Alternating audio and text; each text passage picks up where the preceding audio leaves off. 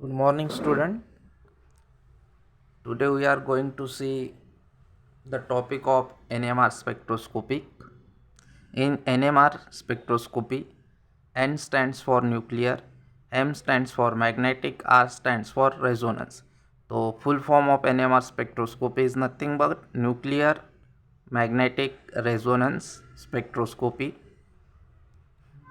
It is also known as HNMR spectroscopy, also known as PNMR spectroscopy, where P stands for proton nuclear magnetic resonance spectroscopy. NMR was first observed in 1946.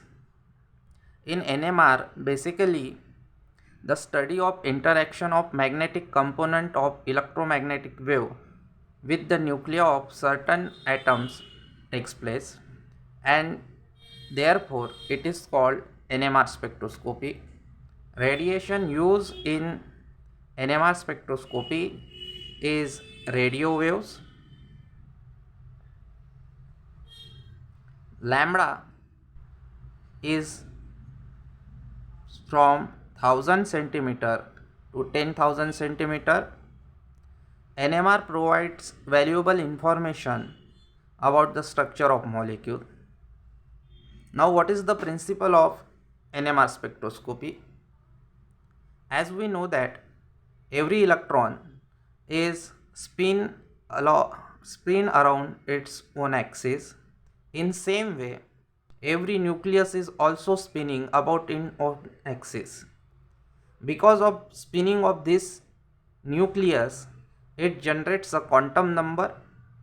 It is known as spin quantum number. It is denoted by capital I. Spin quantum number of nuclei can be calculated.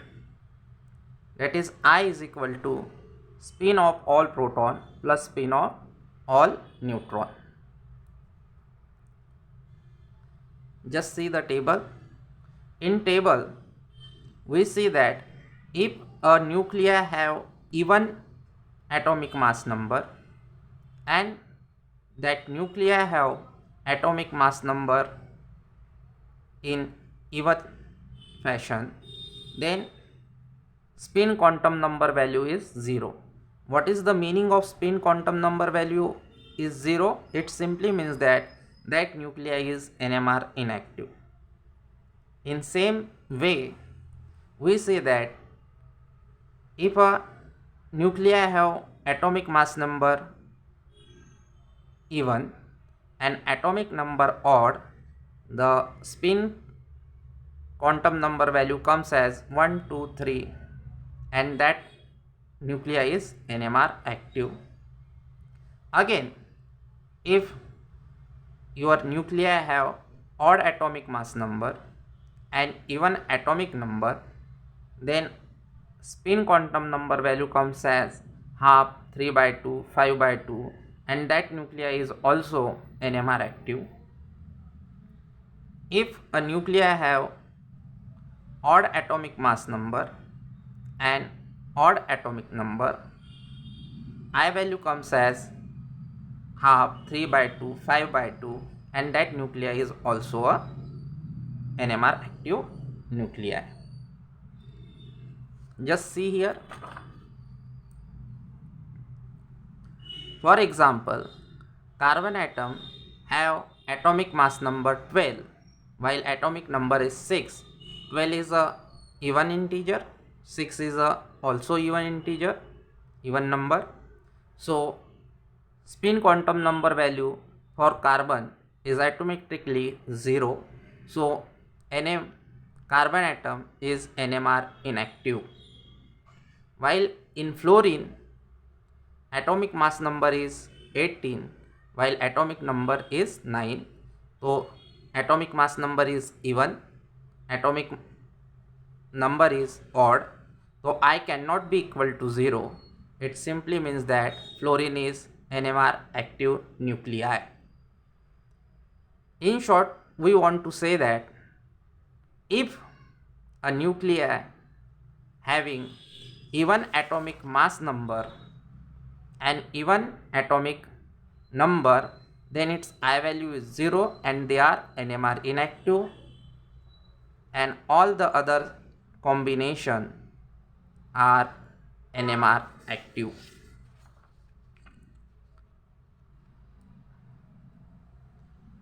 Any nucleus which have spin quantum value not equal to 0, when they are placed in magnetic field, they can orient at different direction or they get a different orientation. The number of orientation is calculated by the formula twice I plus 1. For proton, the I value is half, so number of orientation can be calculated 2I plus 1. Just put the I value of proton here. We comes with 2. What this 2 indicates? This 2 indicate orientation of proton. Orientation of proton. One orientation may be parallel to your external magnetic field, just shown here in this diagram. This is your external magnetic field, and orientation of this nuclei, just see the direction. This is the direction of your magnetic field and this is the direction of nuclei or proton. They are same, so they are parallel to each other. Other possibility is that this nuclei or this proton can oppose this external magnetic field in this fashion. Just see the direction. So there is two possibility of spinning. One possibility, proton can assist the external magnetic field, or in next possibility it can oppose the external magnetic field. Always remember that whenever we says that nuclei or a proton when parallel to external magnetic field, it does not mean that the angle between magnetic field and proton is 0. In actuality, whenever a proton or nuclei assist your external magnetic field, just see here,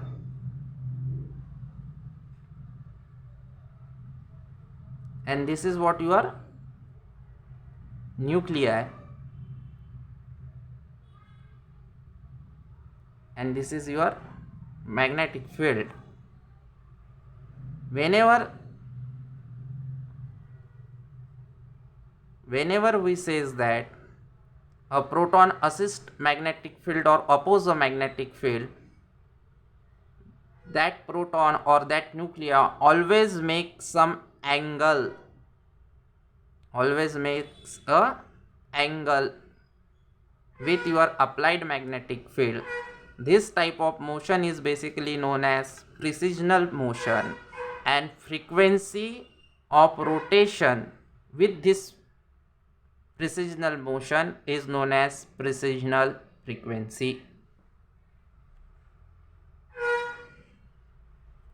Also, whenever a spinning nuclei is placed in external magnetic field, it have two possible orientation.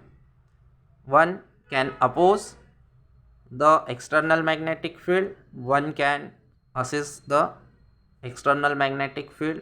Because of that, there are two energy levels can possible. The energy level associated with a proton which oppose external magnetic field can be written as E2 is equal to mu 0 h0, while which assists the magnetic field can be written as E1 is equal to minus mu 0 h0.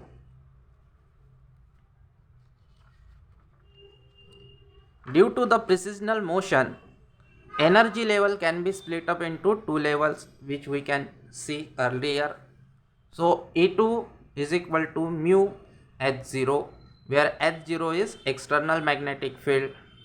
Also, E1 is equal to minus mu H0. Now, mu H0 E2 is correspond to I is equal to minus half value, always remember, and E1 is equal to minus mu 0 correspond to I is equal to plus half value. Now,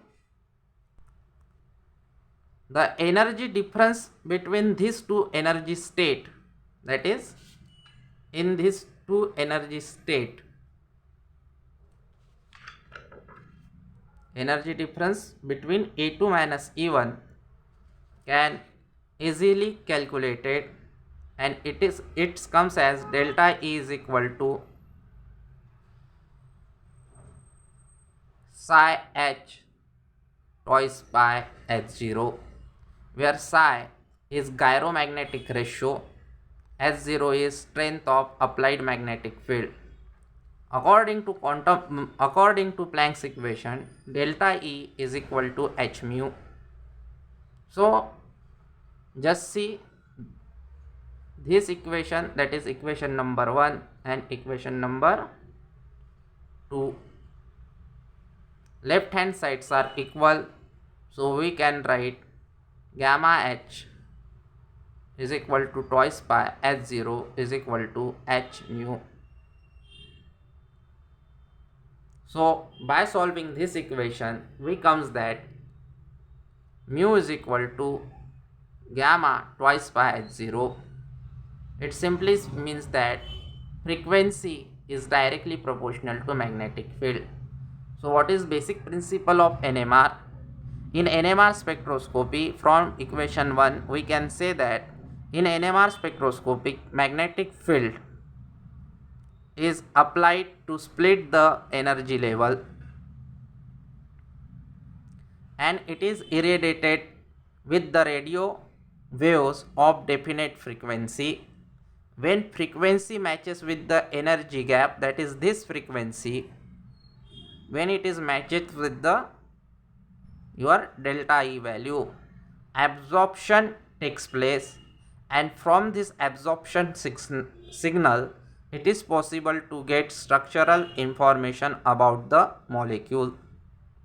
Now this is what the diagram of NMR spectrophotometer or NMR spectrometer. In NMR spectrometer, your compound is placed in a tube, which are in this tube NMR solvent plus compound is taken. Basically your compound is dissolved in NMR solvent. And this tube is basically placed in between two electromagnet which are generating magnetic field. This is radio frequency generator which generates radio frequency, and this is the recorder. Any change in the radio frequency can be recorded by the recorder, and signal is sent to the readout. This readout is give us a spectrum which is known as NMR spectrum. NMR spectrum is nothing but a simple graph, and from that graph a chemist can draw a valuable information of the structure of molecule, which we see in our next part.